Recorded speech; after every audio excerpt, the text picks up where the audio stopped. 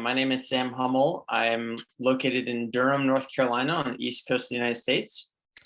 And I'm a member of the Alliance for Just Money and the participant in the Youth Caucus, which I highly recommend. Just so you know, Youth Caucus in the Alliance for Just Money is under 50, so it maybe should be called Young Adults Caucus.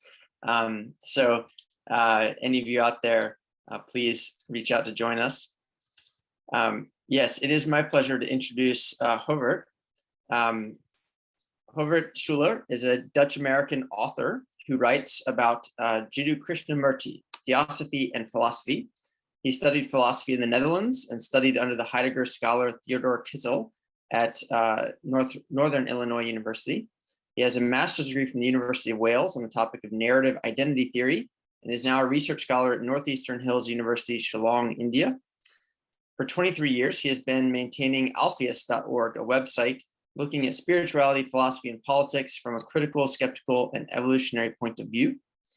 He became interested in monetary reform after meeting Stephen Zarlenga, the founder of the American Monetary Institute, in 2008.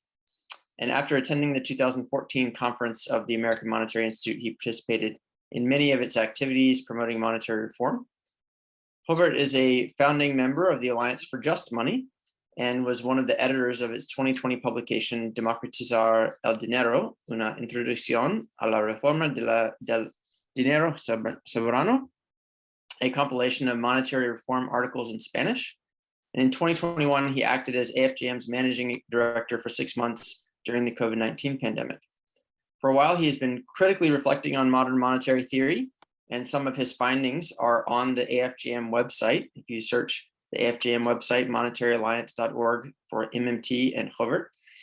The topic of his presentation is the MMT-like nature of recent articles by longtime monetary reformer Joshua Ryan Collins. And the title is Dr. Josh Ryan Collins, Did He Go MMT?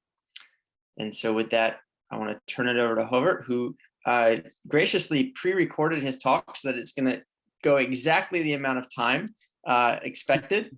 And then we're going to have some additional comments from Govert and then Q&A. So please be prepared to raise your hand and ask questions when his video finishes playing. Govert, do you want to say anything before we hit play on your video? Yeah, just very, very short.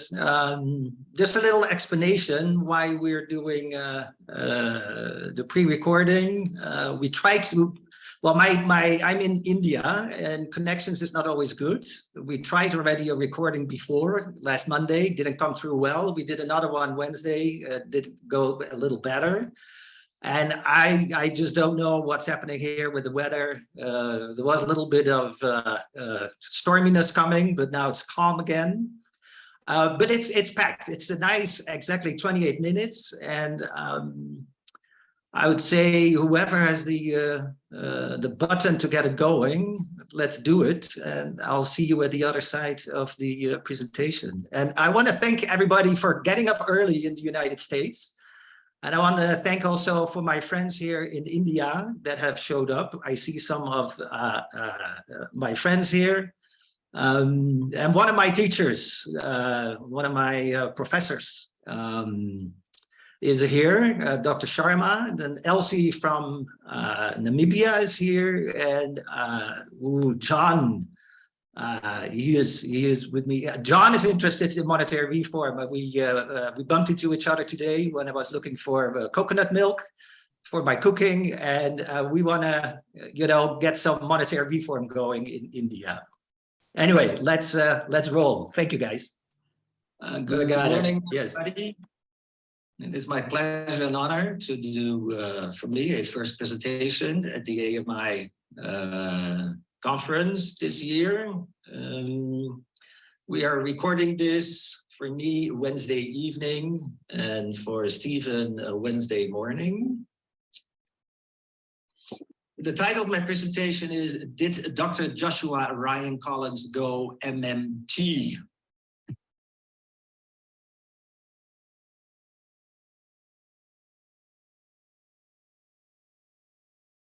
The introduction. I'm going to address a paper, an article by Dr. Josh Ryan Collins. The article, which was published in the New Statesman, a UK publication magazine. Its title is "Why the British State is a Magic Money Tree." For some of you, you will right away see the allusion here to MMT, Magic Money Tree, or as it originally was, some fitting, not some, and some not very well fitting. But the most non-fitting part that will be important in the presentation is that MMT makes the claim that, and you read it here well, taxes do not fund spending. The paper on which his article is based is written with 3 other people, titled "The Self-Financing State, an Institutional Analysis of Government Expenditure, Revenue Collection, and Debt Issuance Operations in the United Kingdom." Its major claim is that the UK government is self-funding, and they base that on a very careful analysis of the United Kingdom's tax and spending system. I looked into that, and my criticism is that the evidence does not support the claim. The structure of the presentation is as follows. I will first share the abstract of my paper, then give a little background information about Ryan Collins himself. Then we'll get into a flow chart of the UK system that I developed, especially for this presentation. Then we'll get into the so-called exchequer sweep, which covers the same grounds, but then based on what is presented in the Ryan Collins paper itself. Then we get into the criticism, and we will conclude with a conclusion. So the abstract goes as follows.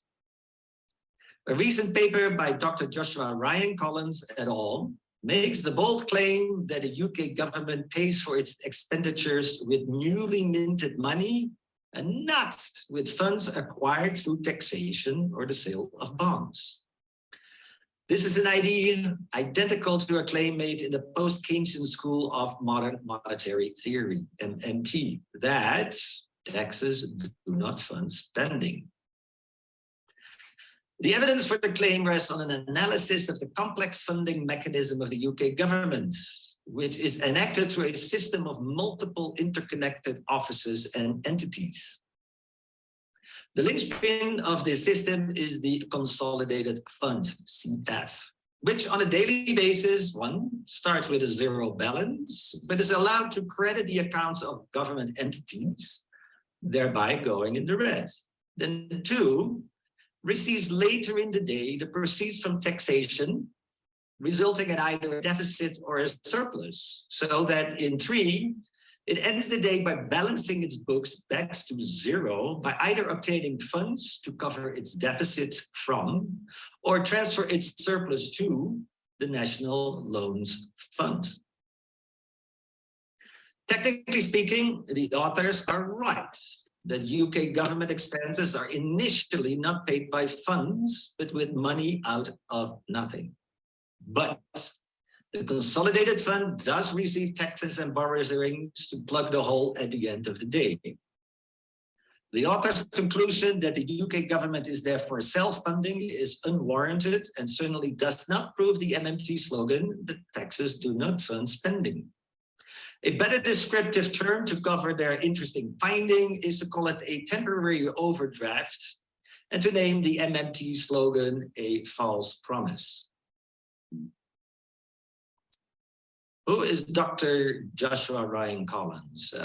He's a co-author with Richard Werner of Where Does Money Come From, a book from 2012. This book lays out the credit creation theory, CCT, of money and banking in great detail. What CCT is, basically, it's another kind of counterintuitive claim made now by economists. Commercial banks have created 90 to 97% of the money supply by creating money out of nothing when originating loans. So if you go to a bank and you get a $200,000 loan, it's put in your account, but they don't have the money beforehand. The account is their liability to you, and your contract that you signed with them, your loan contract, is then considered their asset. In that way, they have balanced their books. At the same time, they created $200,000 in new money. Ryan Collins' book was cited more than 300 times in other important studies. And maybe it's the most influential book on the credit creation theory of money and banking. Ryan Collins had a degree in economics in 2016 at the University of Southampton School of Business, supervised by Richard Werner. Richard Werner is a very big, influential German economist who has been working for, I would say, almost more than 30 years on the so-called quantity theory of credit. And that theory was Ryan Collins' starting point when he found that out for his own studies. And the quantity theory of credit is just another name for the credit creation theory. Anyway, Ryan Collins was also involved in important publications relevant to monetary reform, and currently is an associate professor in economics and finance at the Institute for Innovation and Public Purposes, and that's at the University Centre in London, the UK. This is the book from 2012, co-authored with Tony Greenham, Richard Werner, and Andrew Jackson. Andrew Jackson, probably also known by some people that are here. Where does money come from? A guide to the UK monetary and banking system. The paper that he wrote with Berkeley, Ty, Volsgaard, and Wilson, we already gave that the title, The Self-Financed State, etc. Again, published by the University Centre, typo, University Centre in London. Okay, so how does the UK spending and taxing mechanism look like? I will proceed in a dozen steps to make block by block the case how that works. You'll see vertical arrows, which are lines of authority between boxes, and horizontal arrows, which are flows of money. So as usually in a good democracy, all spending starts with a decision democratically arrived at by Parliament for a program, for defense, for social security, you name it.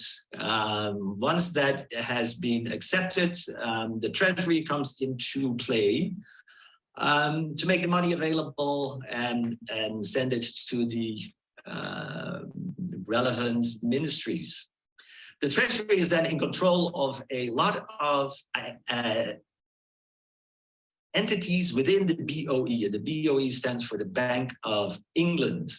So the most important one there is the CF, is the Consolidated Fund, which by law for more than 100 years now is the entity in which taxes are received, the sales of bonds or the proceeds of that are received, and other kind of income, and from which entity then ministries are paid to do their to pay for their programs as Parliament has decided. So in the outgoing way, you get then a paymaster general who then transfers funds from the CF to ministries. The ministries themselves send it to banks, and those banks, will get it to the programs that have to be paid for. On the incoming side, you have revenue coming from taxpayers, which is collected by Barclays, which has its own accounts, but also accounts apparently in the Bank of England. So they collect the revenue from the taxpayers. Now, what Ryan Collins and his co-authors have found is that in the morning, the Consolidated Fund starts with paying the ministries, but doesn't have any money, so it goes in the red. Then throughout the day, Barclays collects taxes, passes on to the revenue office in the Bank of England. So that at the end of the day, there's either a deficit or a surplus in the consolidated fund. If more revenue came in, there will be a surplus. If less revenue came in than was passed on, there will be a deficit. And to deal with that deficit at the end of the day, there's a so-called national loan fund. So if the CF has a deficit, the arrow to the left will go into action and it will give that to the NLF. If it's in deficit mode, the NLF will pass some money to the CF just to make its balance at the end of the day nil again. That's very important because the next day it all starts all over again with a nil balance. Now the NLF then ends up with either a deficit or a surplus, and to deal with that, there is the debt management administration or the debt management account that takes care of that. And it's almost the same thing is happening there. If the NLF has a deficit, the DMA will provide it to get to zero again, or it receives the surplus. Throughout the day also then, this DMA, which is run by the DMO, which is the Debt Management Office in the Treasury, deals with banks and, money goes back and forth with these banks. And of course, the bond market, that is where originally the money comes from, or when the DMA sells bonds or securities or buys them again, because there's a whole lot of selling and buying going on in between these boxes. Money flows in, money flows out. This basically is the setup. And keep in mind that the interesting finding of Ryan Collins, is that the consolidated fund starts with a nil balance in the morning and ends at a nil balance in the evening. Now, this is the way they represent the same narrative in 7 steps. I took 13 or something, but it comes down to the same. And I broke it down just to make it clear that we're talking about the same thing. So the daily starting balance is that the ministries have nothing, the Paymaster General has nothing, HMRC, that's the tax collecting office of Her Majesty or His Majesty, the Revenue Office. The CF is there at 0 and the National Loan Fund is at 0. So the first thing they do in the morning, probably at 9 a.m., the Postmaster General gets a lot of money from the accounts, from the consolidated fund. The consolidated fund goes into the red, the PMG goes into the black. Next step is then that the Postmaster General starts spending into other banks, into the banking system for the ministry. So there's a drawdown there. Then throughout the day, tax receipts are settled with the HMRC, with the Tax Revenue Office. There's a certain amount that's coming in. What's coming in is then passed on to the consolidated fund. So the consolidated fund, in its deficit becomes a little smaller. The PMG apparently had a surplus. So there apparently in the morning, there was more coming into the PMG than they were spending. So their surplus then goes to the NLF. And then in the last step, where we have the consolidated fund going back to 0, there is this net exchequer position in the NLF. That one will then be dealt with between the NLF and the debt management accounts, such that the NLF itself gets back to 0 for the next day, and then it all starts all over again. This is from the paper saying how the relationship between the NLF and the DMA and the CF goes. It's basically the same thing. The most important thing is, so the top line, 1, 2, 3, 4, 5, is beginning and end of the position of the DMA when it's in deficit position, and the B line from 1 to 5 is if it's in a surplus position. The most important one is that at the beginning and the end, when the consolidated fund is at 0 and the NLF is at 0, the DMA itself has a considerable chunk of money in its account, so that, you know, at the end of next day, it has money at hand to get the NLF when it's in deficit back to zero again. Now, I try to figure out how much there might be in that debt management account on a daily basis. I got their report from 2020, 2021, which is so complex that I didn't get the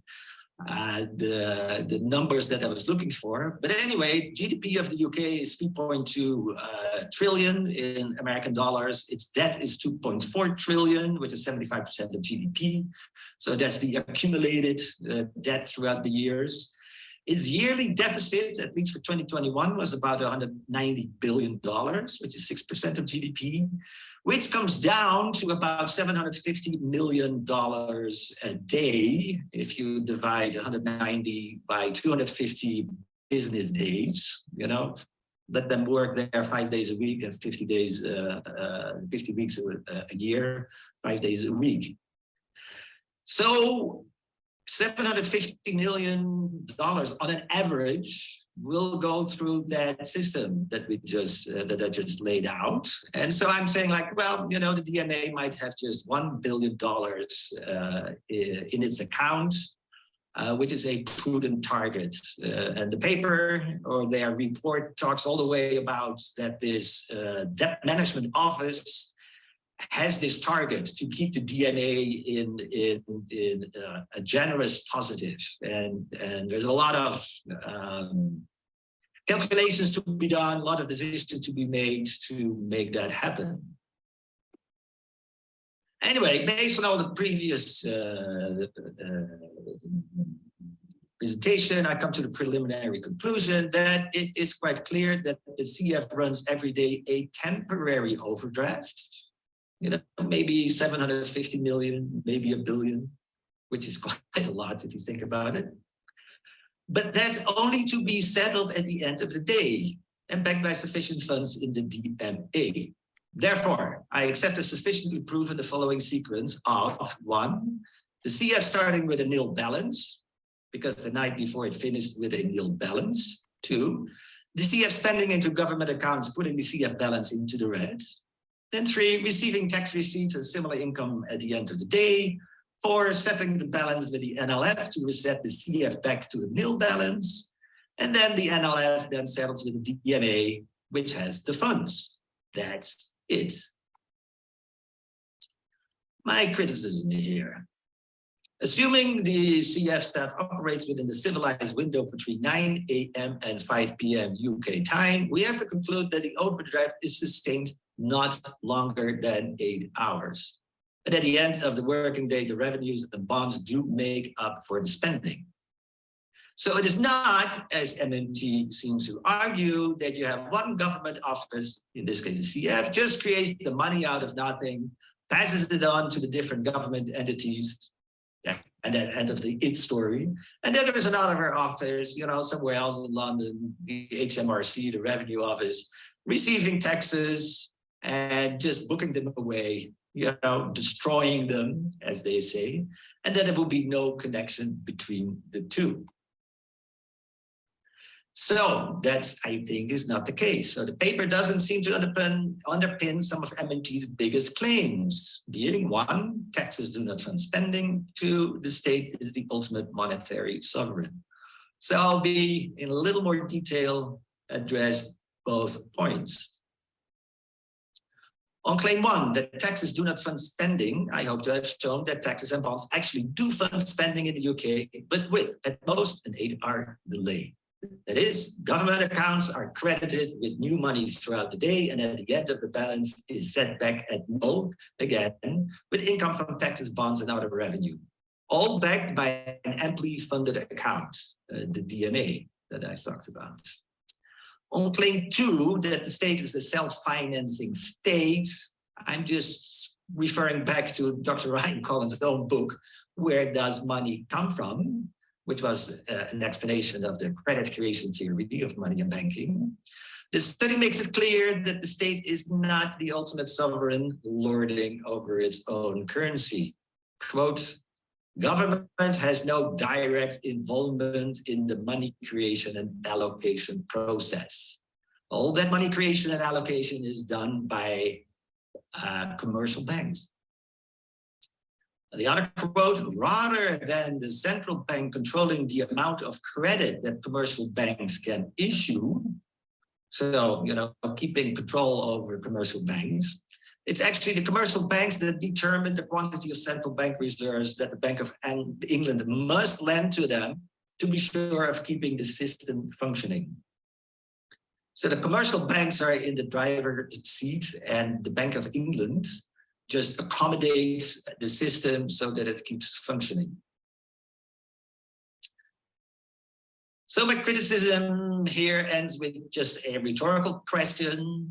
So are we not to forget these highly relevant insights into the money creation process? Are we now to pretend that it is the state which all along created the money supply and can fine-tune the economy, guided by the idea of quote-unquote functional finance, that is strategic taxation and bond sales, as if they do not fund nor impact the state spending? As far as I've tried to analyze the issue by engaging the meaning of primary texts referred to by the authors, this claim now seems far-fetched. But in the abstract of the paper, the bold claim was made that the UK government creates new money and purchasing power when it undertakes expenditure, rather than spending being financed by taxation from or debt issuance to the private sector. And in Ryan Collins' article in New Statesman, we read, the mechanics of the UK spending process demonstrates beyond doubt that government spending is not dependent on raising taxes or its ability to borrow on financial markets. What are we missing here, if anything? Conclusion.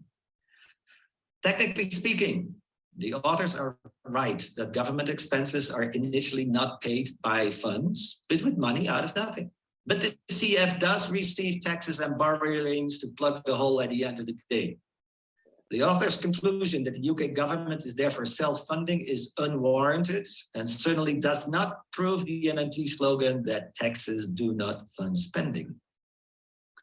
A better descriptive term to cover their interesting finding is to call it a temporary overdraft backed by ample funds, and to name the MMT slogan a false promise. Basically, that's my presentation. That's the core of my paper, which is a little bit longer. I'm getting into all kinds of issues of philosophy of science and other analyses of the quotes coming from the papers or from the material that they quoted from.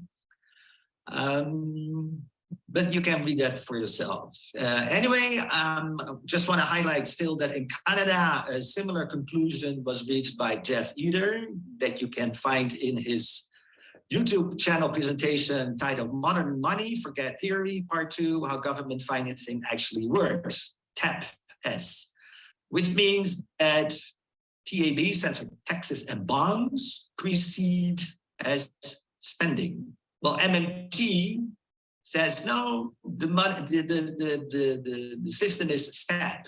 First, there is spending, and then somewhere down the line, there is some TAP, there is some taxation and bond sales, and they even would say that they are not that much connected. Anyway, quote from his presentation, money must be in the CRF before the federal government can spend. The CRF is the same as the Consolidated Fund in the UK, but they call it the Consolidated Revenue Fund. So the Consolidated Revenue Fund of Canada is the account into which taxes and revenue are deposited and from which funds are withdrawn in order to defray the costs of public services. Now I want to go to a little bit into a larger context. So overall, we are dealing, especially if this is new for you all, with two counterintuitive claims in economics. The first claim that I spent some time on here from MMT is that taxes don't fund spending. Basically saying states with their own sovereign money system spend money created out of nothing and cannot go bankrupt. And when people pay their taxes, money gets destroyed. This is part and parcel of so-called modern monetary theory. The evidence is coming only from MMTers, not from tax experts, not from the Bank of England, not from anybody else, just for those who are in the MMT corner. The other counterintuitive claim, deposits don't create loans, that's the credit creation theory. That one is proven to be true. But basically saying when banks originate a loan, they create out of nothing the money by crediting the borrower's account and destroy money when the principal is paid back again. This is, again, the credit creation theory of money and banking. And the evidence comes from an enormous amount of economists, central banks themselves, commercial banks who do this kind of, magical money creation. A lot of social scientists that have looked into it, rating agencies, and a group that I am a part of, I'd say, philosophers. So the first counterintuitive claim I see as not really funded or proven. And in this paper, I'm saying that Brian Collett's trying to prove it for the UK is not successful in that. And the second one, the MMT claim, and I don't see that indeed as proven. Anyway, one of the better studies I found in all my dealings with MMT and looking into it is this book by Gerald Epstein from 2019, What's Wrong with Modern Money Theory, a Policy Critique, in Switzerland, published. Folks, that was it. I think I might have gone faster through this than intended, so we'll have a lot of question and answer time. I thank you very much, and we'll go now live straight from Wednesday. Straight from Wednesday to Saturday. Wonderful. Thank you so much, Govert. We already have hands going up. If you have a question, folks, please do raise your hands. But Govert, I know you had a couple of remarks you wanted to make after the recording and before we get into Q&A. Do you want to do that now? Sure, yeah. Let me look at my notes here.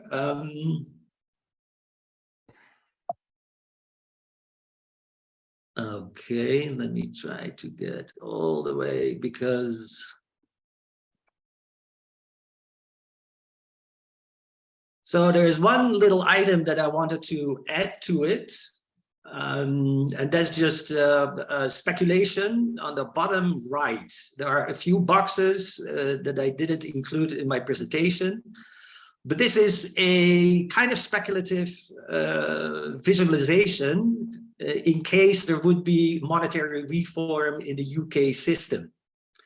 So the box that's called MAA is actually the account then of the monetary authority. The monetary authority would be in charge of managing the money supply in after monetary reform. That office, the monetary authority, would have its own account then also in the Bank of England or in whatever upcoming bank that comes after it. So they would create money according to their calculations. You know, in a growing economy, you need a growing money supply, and they would take care of that.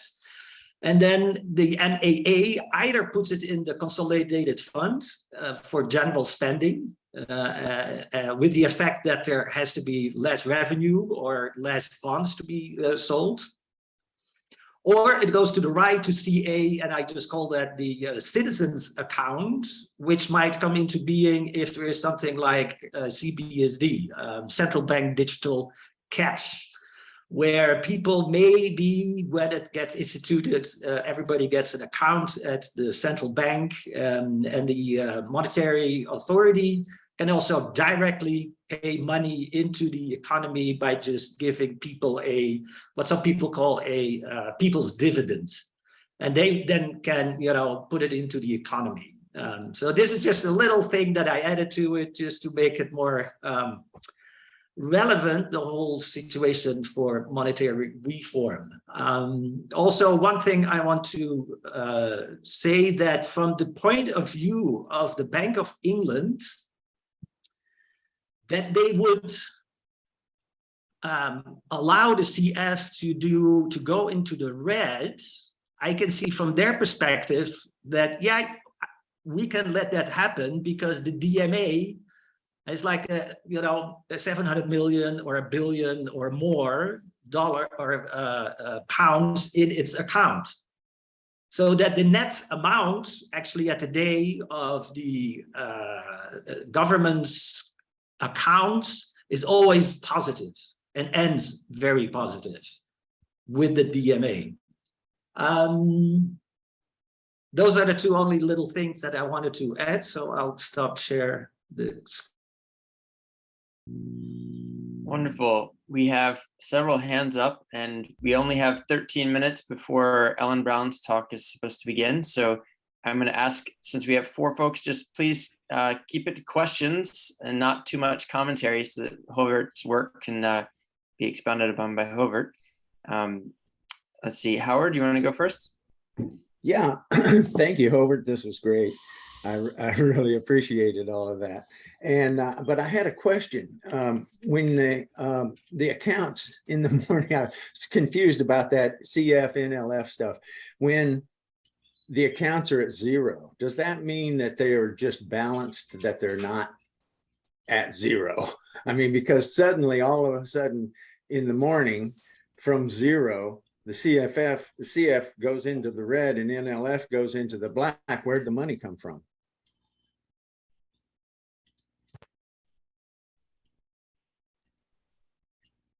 That was my question. I'm actually afraid that Govert dropped. His signal was a little unstable, so let's hope that he can jump back in. Oh, okay.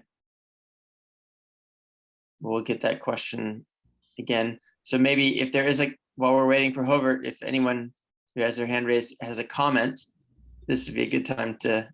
Is that comment in? That's too bad we lost Govert. Joe, why don't you unmute and make a comment, and then we can look at Howard Schweitzer's question if Govert can't get back on for some reason. I anticipate he'll get back on though pretty quickly.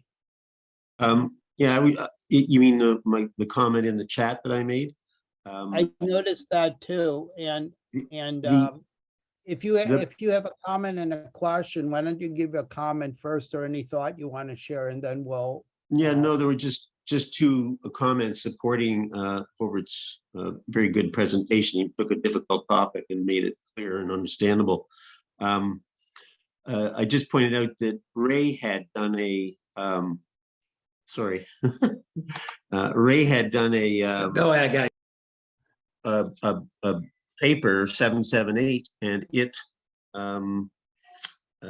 makes a lot of the concessions that Govert points out, and Jeff has as well in the past, and it's a worthwhile read. The second point was that, ironically, as the monetary reformer Collins kind of sounds MMT-ish, the MMTer Michael Hudson says that the Chicago plan should be part of MMT, and that the bank shouldn't be allowed to create money. So there's a lot of oddities going on. Yeah, MMT can say anything. Sorry for getting out, guys. Those are one of the glitches I have to deal here with sometimes. I would, only a little bit of electricity problem and boom, I'm gone. And But anyway, I'm back. I know that Joe is usually in accordance with me here. Yeah. Sam, you're still there in charge of the Yes, discussion? we had a question from Howard, and I'm not sure if you heard it before you got cut off. Should we have No. Howard ask it again? Yeah, All please. right. Hello, Howard. Hi, great presentation, thanks. And, Thank you. but I was confused about that, the graphs showing the CF and the NLF and DMA and all of that. In the morning, when the accounts are at zero, does that mean that they're balanced or they're actually at zero? Because suddenly the first thing in the morning, what happens is the CF goes into the red and the NLF goes into the black. Where'd the money come from? That's their finding, and they back it up with their findings in primary texts that deal with these entities and how they are set up. And it's true, they're all at zero, except that the debt management account, which is, I was guessing, like, £1 billion. So the overall, if you put them all together, all these accounts that the Treasury is running in the Bank of England, at least there is $1 billion or £1 billion. But the CF is at zero, the NLF is at zero, the ministries are at zero, et cetera, et cetera. The tax account is at zero. So that's their start. And then throughout the day, there are ups and downs. And then at the end of the day, there is this balancing out. So yeah, it's nil, it's zero, the CF. So I'm saying, yes, interesting finding. You making money out of nothing that goes into the into the ministries, but in the end of the day, within 8 hours, they have to get the money back again.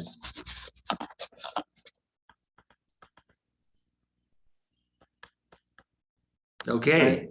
Jeff.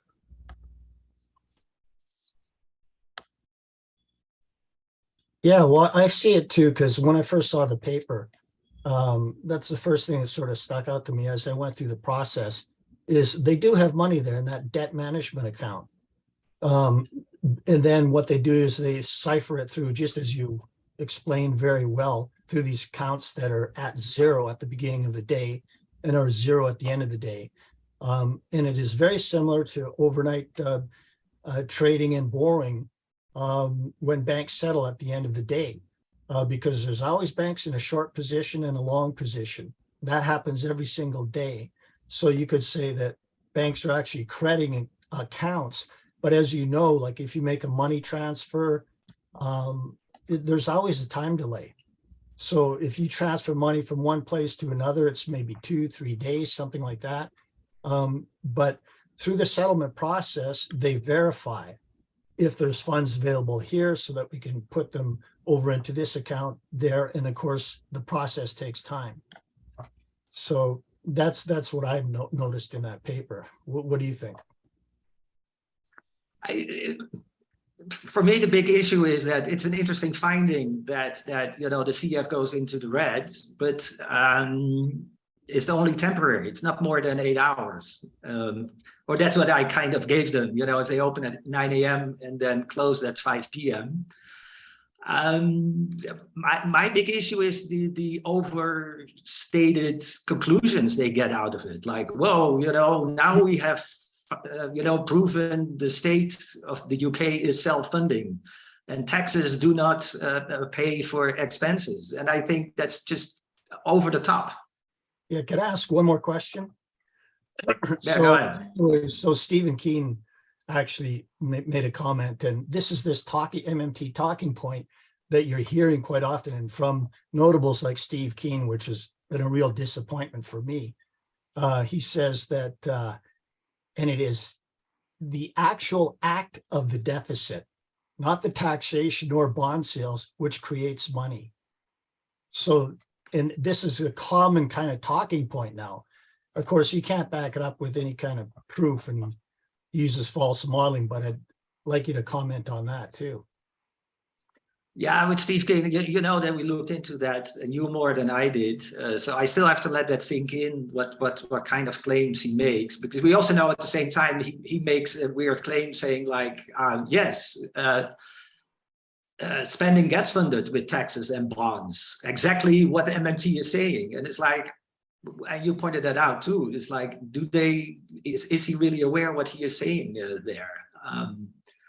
But we'll get more publication about that and more discussion. I don't want to get it too complicated there, but yeah, same with Ryan Collins. Stephen Keen. It's a little bit of a disappointment that they jump on the MMT train. Thanks, Govert. All right, my All pleasure. right, we have a question from John. Thank you, Jeff. Yeah, Govert. Hello. Yeah, John, just saw you a couple hours ago. Yeah. So Govert, my question is very simple. Okay, like you showed us that architecture of how the money is being transferred from one block to another. So it is somewhat like how shell companies are also formed, because I looked very carefully at that sector. So I've seen like that is they form those series of shell companies so that they can hide like who's the owner, and they always try to make sure that, how will I say, that the origin of the money, like the money to whom belongs, that cannot be traced. So can I say that something like this is also happening in that same system, where you are showing like after 8 hours and all, it's balancing it out? No, because the authors of this paper, they did, let's say open source investigation, and they just put together how it was working. And apparently, not sure if anybody has done it before. So I want to give them the kudos that they have done so. So let's say in principle, it was transparent. If only you would, get the reports and put one-on-one together. So I don't think there is necessarily any hanky-panky going on there. The hanky-panky is more the covering of the banking system itself, and how they create money out of nothing when they create a loan, and don't want the public to know that, because as some quotes say, like, well, if the public finds out, there will be a revolution or something close to it. So yeah, I don't think there is any hanky-panky of trying to cover up stuff there. Okay, thank you.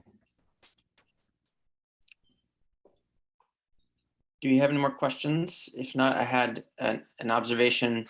I'm curious what you thought, Govert, about Dr. Joshua Ryan Collins' suggestion that with the current system as it is, the government could set the interest rate for its own bonds that it's selling to the bank, that the banks are really obligated to buy, at 0%. At which point, the whole process could work exactly the way that it is now, but the government would be obligating the banks to create the whatever amount of deficit that it wants to cover at the end of the day with bond sales, with zero interest loans to the banks, or zero interest bonds to the banks are obligated to hold. And so that the mechanism, the way things are set up right now, it would be possible to have zero, no debt money creation, using all the mechanisms that are in place. And so that's one of the things that I feel like MMT constantly does, is sort of say that we're already there, but really there is still a change that would need to be made, but the accounting could still all work just the way that it is. No, I in my paper, I say, well, if you want to show how that might happen, if you start paying for big ticket items like a Green New Deal, and you want to create a lot of money for that, how will you do that? I'm telling them, like, it's not up to me to figure out how you are trying to do the magic, because he calls it the money or the magical money tree, but I don't see it myself.